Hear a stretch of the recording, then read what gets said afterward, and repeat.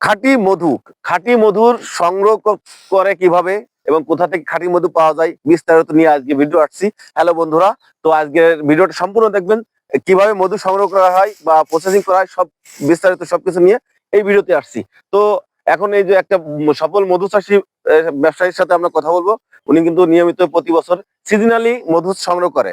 ঠিক আছে, এখানে প্রচুর সরিষার ক্ষেত আছে এবং সেই সরিষা থেকে যে মৌমাছি আছে, এই মৌমাছির মাধ্যমে মধু সংরক্ষিত হয়। তো আমরা কথা বলবো। আসসালামু আলাইকুম ভাই। জি, ওয়ালাইকুম আসসালাম। কেমন আছেন ভাই? আলহামদুলিল্লাহ। জি, আপনার এই প্রজেক্টে কতগুলো এই মৌমাছির চাক আছে? এই আনুমানিক 40টার মতন আছে আরকি। 40টার মতন। জি। তো আপনি প্রতিদিন মধু সংগ্রহ করেন না সাপ্তাহিক? না, এটা প্রতিদিনই। প্রতিদিনে কেমন মধু সংগ্রহ হয় এখানে? এই প্রত্যেকদিন দেখা গেল 40টা মিলে প্রায় কেজি 5 এর মতন আসে আচ্ছা আচ্ছা আরকি। আচ্ছা, এটা তো অ্যাকুরেট মধু। হ্যাঁ, অ্যাকুরেট। এই যে যেমন এখানে কোনো ভেজাল নাই। আশেপাশে আশেপাশে যে ইয়ে আছে, এই ফুলগুলো আছে, ফুল থেকে মনে হয় মধু সংগ্রহ হ্যাঁ, হয়। ফুল থেকেই এই ফুল থেকেই আসে আরকি। আচ্ছা আচ্ছা, এই মধুগুলো আপনারা কোথায় বিক্রি করেন?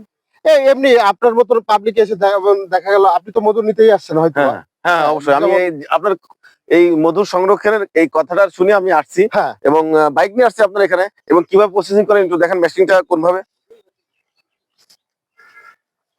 এটা তো ১ম এ এখান থেকে হ্যাঁ, তুলে হুম, তারপর এখানে দিয়ে হ্যাঁ, এটা ঘোরাতে হয়। হ্যাঁ, এটা ঘুরাতে ও হয়। আচ্ছা আচ্ছা, আমি ঘুরাই মেবি এই যে দেখেন একটু ধরেন এই যে এখানে লাগানোই আছে। হ্যাঁ অলরেডি ওই যে মধু মধু রাইট রাইট মধু আছে। হুম। এটা এইভাবে ঘুরাইলে এটা ঘুরে, হ্যাঁ, আর ঘুরলে এটা মধু ই হয়, আর এই নিচে থেকে ওটা দিয়ে পাইপ দিয়ে বেরোয়। পাইপ দিয়ে বের হয়। ও আচ্ছা আচ্ছা, তারপরে এই মধুগুলো কোথায় বিক্রি করেন? ওটা ওই যে যদি কিছু থেকে যায় মানে ও থাকে না বাজার ঘাট আছে, আচ্ছা আচ্ছা। সমস্যা নাই।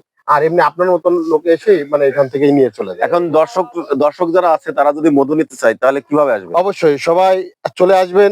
এটা হচ্ছে নড়াইল গোবরা, হ্যাঁ, বীরগ্রাম।